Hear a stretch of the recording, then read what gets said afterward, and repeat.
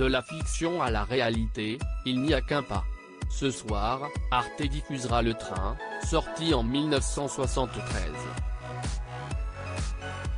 Dans ce dernier, Jean-Louis Trintignant interprète Julien, qui décide de fuir sa ville des Ardennes avec Monique, sa femme enceinte, et leur fille alors que l'offensive allemande a commencé.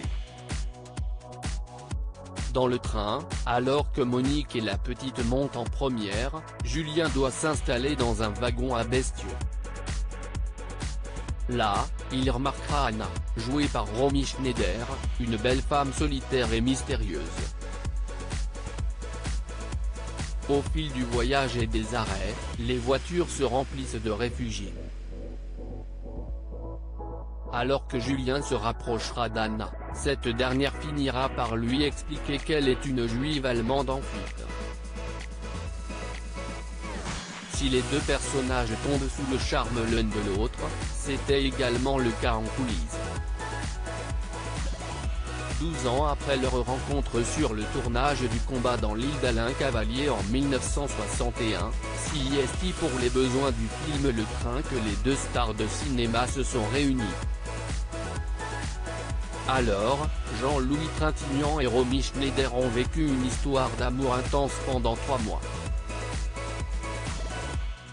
Dans un entretien accordé à France Dimanche, Sarah Briand a confié, à l'occasion d'une scène, elle souhaite absolument jouer la poitrine dénudée.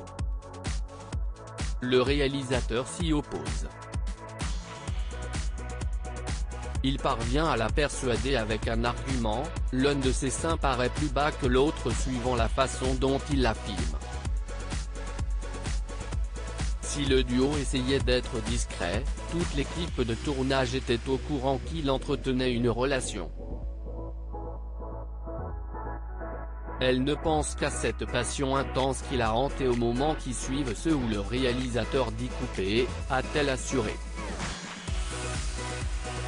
Une histoire impossible si Romy Schneider était très amoureuse de Jean-Louis Trintignant, ce dernier était un homme marié, et a refusé de quitter sa famille pour elle.